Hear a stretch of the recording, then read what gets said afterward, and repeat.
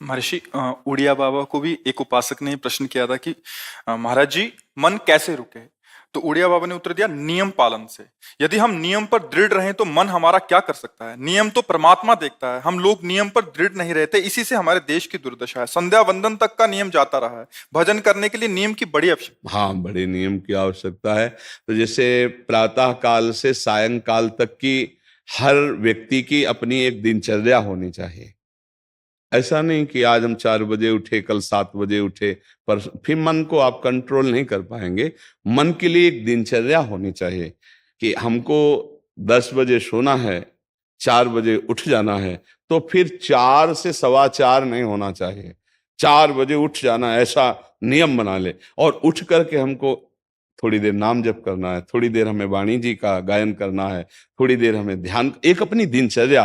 फिर हम अपने संसार के कार्य के नियम, जो संसार के कार्य हैं, उनको भी करते हुए भगवान को समर्पित करें। जैसे जो पद में है, जो आपको राष्ट्र सेवा मिली है, जो आपको समाज सेवा के पद मिले हैं, या आपको जो घर की सेवा के कार्य मिले हैं, उनमें बहुत धर्म पूर्वक आचरण होना चाहिए।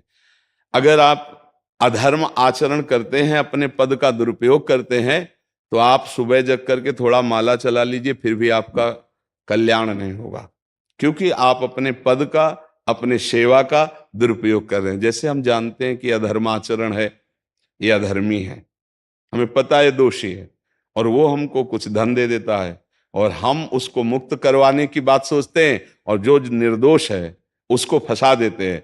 अब तुम चाहे जितना माला चलाने की कोशिश करो या दान पुण्य करो, वो तुम्हारा अधर्म आचरण, वो अधर्म का धन तुम्हें सतमार्ग में नहीं जाने देगा। नियम लेना चाहिए कि जिस पद में है, जिस धर्म में है, जिस कर्तव्य में है, चाहे कुछ भी हो जाए, हम अपने कर्तव्य से विमुख नहीं होंगे। जितना जप महान है, उतने कर्तव्य महान है। दोनों बातें समझना है। जब माला फेरा और इसके बाद बेईमानी, अधर्माचरण, इनका कोई नियम नहीं है कि हमें कैसे चलना है, तो वो माला काम नहीं कर पाएगा। क्योंकि उसका तभी सत्य भाव माना जाएगा माला जपला, जब धर्माचरण है। धर्माचरण नियम से। बोले वो बड़े कट्टर नियम वाले हैं, उनको घूस नहीं, आप उनको भयभीत करके नहीं काम करवा सकते, प्रलोभन में काम नहीं करा सकते। ये हमारी गृहस्थी है ना, तो गृहस्थी के पालन के लिए धन चाहिए, और धन के लिए हम धर्म को आगे रखें, धन को नहीं। धर्म को, हमारा कर्तव्य क्या, प्रायः जैसे पूज्य बाबा ने कहा, आज हमारे देश में बहुत दुर्दशा हो रही है। दुर्दशा हो रही, क्यों? क्योंकि सब अपनी जगह से गलत हो रहे हैं। अगर अपनी जगह हम ठीक रहे तो हमारी दुर्दशा नहीं होगी। हमारा भजन कम होगा, लेकिन हम धर्म से चल रहे हैं तो हम विजयी होंगे।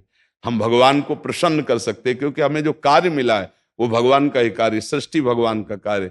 जैसे नए बच्चे कुछ वकालत पढ़ रहे थे, तो यहाँ के प्रश्न किया था कि हम जानते हैं कि वो दोषी नहीं है, हम जानते हैं कि वो दोषी है, पर दोषी हमें पैसा दे रहा है, तो हम वकालत पढ़ी इसीलिए, हम उसको जिताएंगे, तो क्या कोई पाप है? तो उनका खुला पाप है।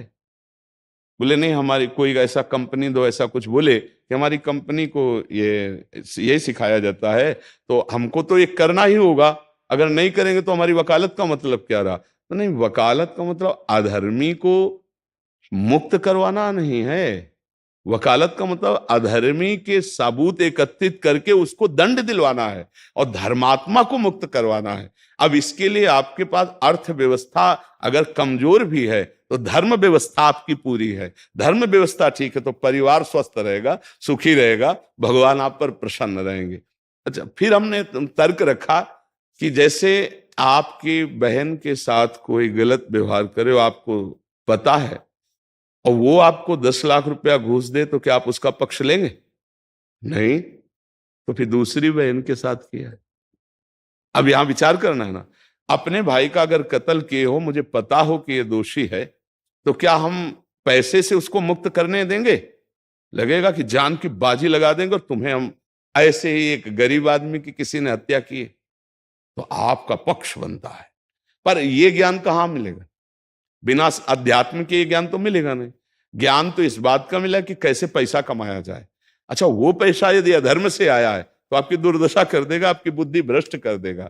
तो जो बाबा कह रहे हैं कि आज हमारे समाज की बड़ी दुर्दशा हो रही, उसका कारण यही है कि हमें अध्यात्म का ज्ञान नहीं, हमें धर्म का ज्ञान नहीं, और बड़ी बड़ी गलतियां हो जाती है। बिल्कुल पता है आदमी निर्दोष है और हम धन के प्रभाव से उसको दंड दे देते हैं। वो दंडा भगवान जब आपको पलट कर देंगे तो आप सह नहीं पाओगे, उसका परिणाम बहुत बुरा होता है।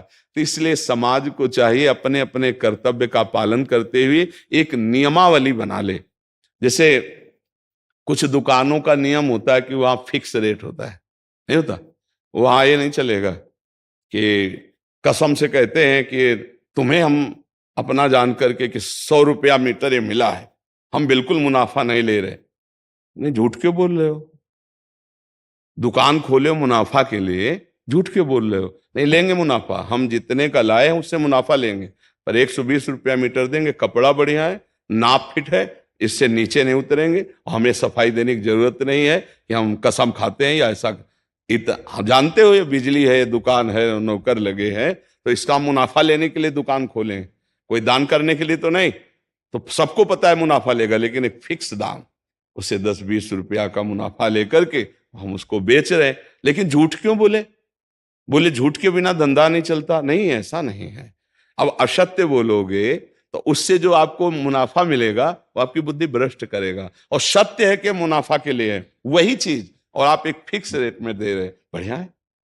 अब अगर आप कोई मिलावट करके भोजन सामग्री दे रहे, आपको पता है, तो जो खाने वाले के हृदय में बैठे हुए भगवान है वो तुम्हारे जीवन में मिलावट कर देंगे, तुम्हारा जीवन महान दुखमय हो जाएगा। ये कहां समझा जाता है? एक आदमी सिंथेटिक दूध बना रहा है, उससे कहो ये अपने बच्चे को पिला, नहीं पिलाएगा। फिर ये दूसरे का बच्चा जब पिएगा तो उसकी हालत क्या होगी? दूसरे शरीर में जाएगा तो हालत क्या होगी?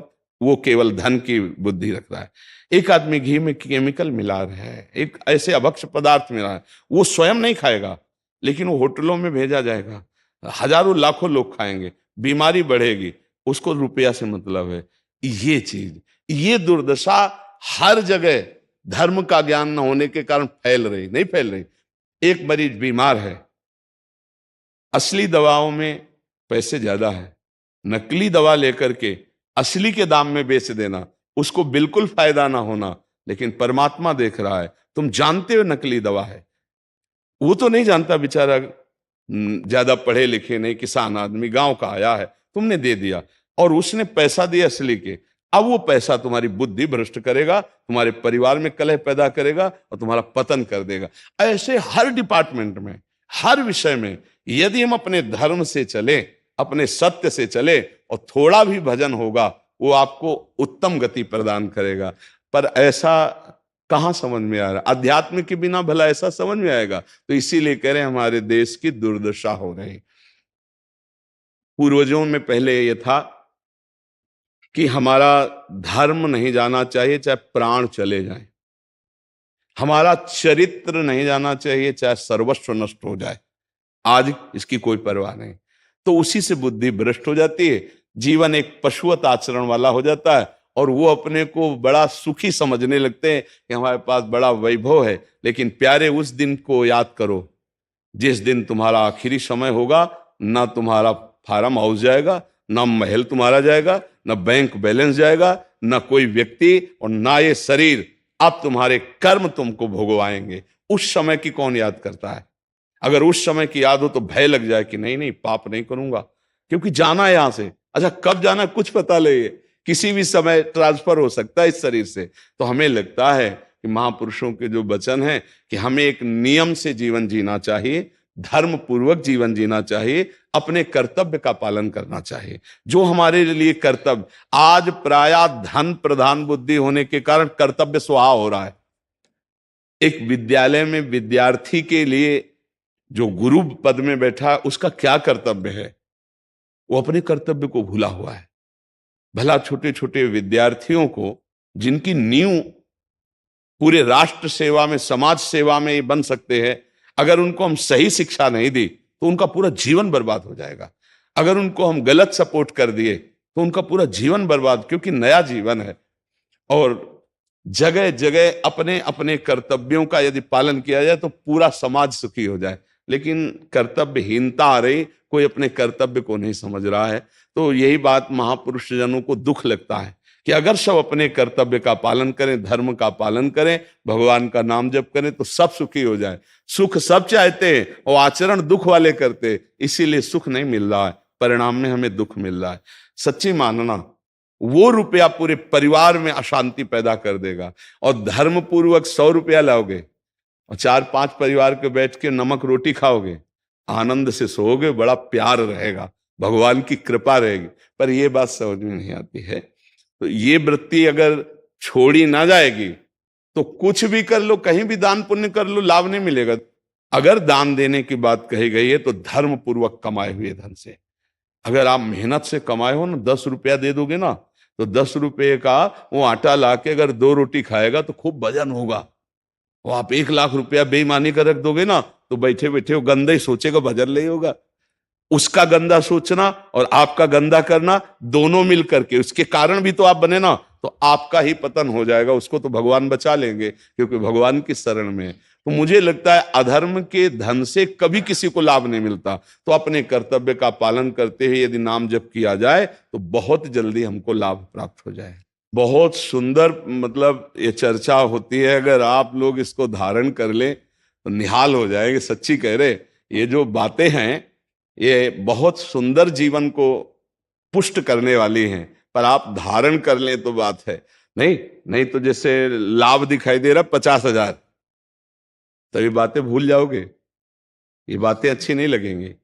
हे यार, बहुत बढ़िया काम घर में आएगा, पर हमारी ये बात ध्यान रखना, वो 50,000 घर में अशांति पैदा कर देगा। सच्ची मानना, आप धर्म से चलना, धर्म से चलोगे तो भगवान तुम्हारी रक्षा में रहेंगे। अधर्माचरण, देखो कैसी कैसी घटनाएं होती हैं। बढ़िया कार है, फिल्मी गाना लगाए चल रहे हैं, और वो एक्सीडेंट हुआ, आग लग गई, बाहर निकल ही नहीं पाए, वो अंदर ही जल गए। क्या हुआ? ये करोड़ों रुपए की कार भूंज दिया तुमको अंदर ही बैठाल के, धू धू करके आग लग गई, अंदर जल।